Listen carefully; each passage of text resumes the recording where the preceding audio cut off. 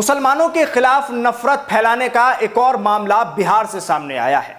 बिहार में व्हाट्सएप के जरिए एक पोस्ट डाली गई और उस पोस्ट में मुस्लिम बुजुर्ग और उसके साथ एक बच्ची को दिखाया गया, जिसके जरिए बहुत अजीब और भद्दी बातें कहने की कोशिश की गई और यह सब एक व्हाट्सएप ग्रुप में हुआ है। मजाक के तौर पर इन तमाम बातों को व्हाट्सएप ग्रुप में पेश किया गया, जिसके बाद जिससे यह साबित करने की कोशिश की गई कि मुसलमान कैसे होते हैं, जिससे यह दिखाने की कोशिश की गई कि देखिए मुसलमान क्या करते हैं। और आप चौंक जाएंगे जब आप यह सुनेंगे कि यह पोस्ट किसी आम आदमी की नहीं थी, किसी आम व्यक्ति की नहीं थी, बल्कि बिहार के एक प्रशासनिक अधिकारी की यह पोस्ट थी, जो मौजूदा वक्त में एक पद पर बैठा हुआ है। यह उसकी पोस्ट थी, जिसका नाम है आलोक कुमार। यह उस अधिकारी की पोस्ट थी जिसने एक मुस्लिम बुजुर्ग और उसके साथ एक छोटी बच्ची को दिखाते हुए बहुत ही अभद्र भाषा का इस्तेमाल किया। इस पोस्ट को करने के बाद उस व्हाट्सएप ग्रुप में काफी बातें हुई हैं, जिसके बाद अब इस पूरे मामले पर एफआईआर दर्ज हुई है। 153A, 66 और कई धाराएं आलोक कुमार पर लगाई गई हैं। बाकायदा तौर पर इस एफआईआर में लिखा गया है कि इसके जरिए जो पोस्ट ये डाली गई है, इस पोस्ट के जरिए सांप्रदायिक हिंसा भड़क सकती है, माहौल खराब हो सकता है और आपसी भाईचारे को नुकसान पहुंचाया जा सकता है। और उसी के बाद 153A की धारा लगाई गई है आलोक कुमार पर। यह व्हाट्सएप नंबर जब ट्रेस किया गया, तब इस व्हाट्सएप नंबर के जरिए पता चला कि यह नंबर किसका है, किसके नाम पर है, कहां इस्तेमाल हो रहा है।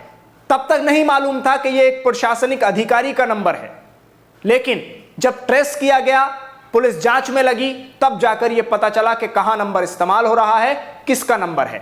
तब यह कड़ी खुली और यह मालूम हुआ कि यह एक प्रशासनिक अधिकारी हैं जो पद पर बैठे हुए हैं, उनका नंबर है और उनके जरिए यह नफरत की जो मानसिकता है उसका सबूत दिया गया है।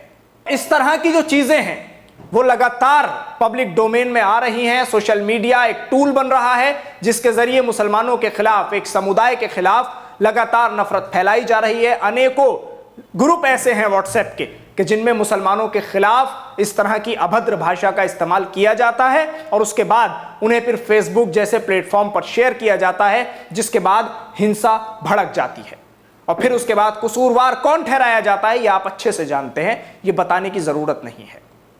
लेकिन अब पुलिस ने एफआईआर दर्ज कर ली है और 153A की धारा उन पर लगा दी गई है। लेकिन सवाल यह उठ रहा है कि एक प्रशासनिक अधिकारी के दिमाग में, दिल में मुसलमानों के प्रति इतना जहर कैसे?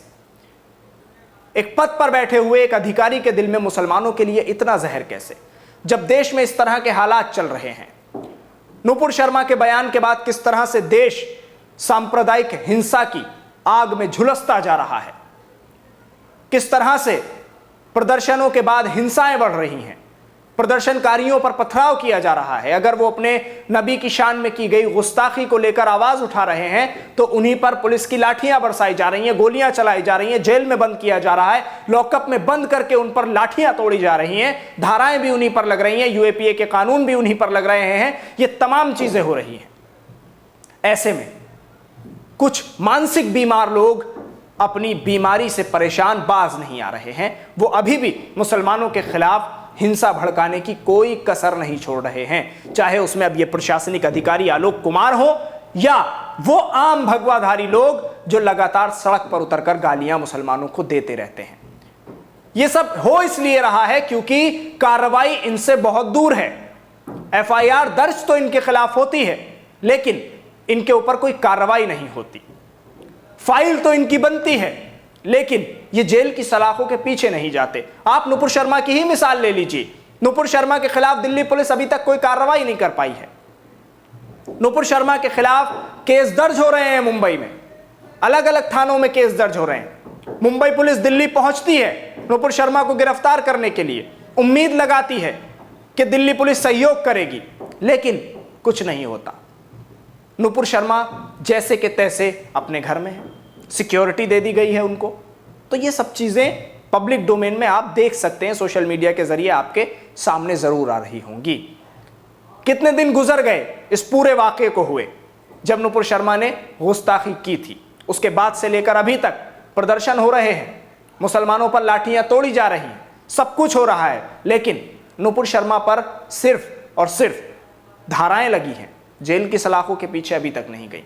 तो वहीं प्रशासनिक अधिकारी अब कोई मौका ही नहीं छोड़ रहे हैं। आलोक कुमार जैसे बीमार मानसिकता के लोग जो नफरत फैलाना चाहते हैं, वो कोई मौका नहीं छोड़ते कि मुसलमानों के खिलाफ टारगेट किया जाए। इस पोस्ट के जरिए अगर इस पर लगाम नहीं लगाई जाती तो इस पोस्ट के जरिए कितनी बड़ी हिंसा हो सकती है आप समझ सकते हैं। फिर कसूरवार कौन ठहराया जाएगा? क्या पुलिस का यह दायित्व नहीं बनता, जिम्मेदारी नहीं बनती कि इस पोस्ट के बाद तुरंत जांच हो और एफआईआर दर्ज होने के बाद फौरन गिरफ्तारी हो और गिरफ्तारी करने के बाद सख्त धाराएं लगाई जाए, जेल की सलाखों के पीछे डाला जाए? लेकिन ऐसा होता क्यों नहीं है? क्या कोई बैक सपोर्ट ऐसे लोगों के पीछे होती है? क्या इनकी कोई जो बैकबोन होती है वो इनके कंधे पर हाथ रखे होती है, इनकी पीठ पर हाथ रखे होती है कि तुम इस तरह की चीजें करते रहो, हम तुम्हारे साथ हैं? तो इनको कौन सी ऐसी सपोर्ट हासिल है जो इनको जेल की सलाखों के पीछे जाने ही नहीं देती? ऐसे में सवाल यह उठ रहा है कि क्या इस तरह के लोग लगातार आजाद घूमते रहेंगे, लगातार इसी तरह से नफरत फैलाते रहेंगे और इन पर कोई कार्रवाई नहीं होगी, सिर्फ और सिर्फ कागज पर इन पर धाराएं लगा दी जाएंगी और वो धाराएं 153A हो या उससे सख्त धाराएं हो, दंगा फैलाने की धाराएं हो, आपसी सद्भाव को बिगाड़ने की धाराएं हो, देश के माहौल को खराब करने की धाराएं हो, सिर्फ धाराएं ही लगाई जाएंगी या फिर जेल की सलाखों के पीछे भी डाला जाएगा? ये सवाल लगातार उठ रहा है।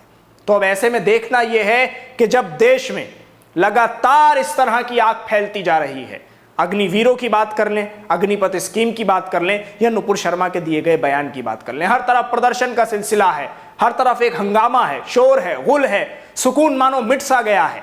ना कोई नौकरियों की बात कर रहा है, ना कोई महंगाई की बात कर रहा है, सिर्फ और सिर्फ हंगामा ही हंगामा है। ऐसे में प्रशासनिक अधिकारियों का यह रोल कि मुसलमानों के खिलाफ नफरत फैलाएं, यह खुद में एक बड़ा सवाल है।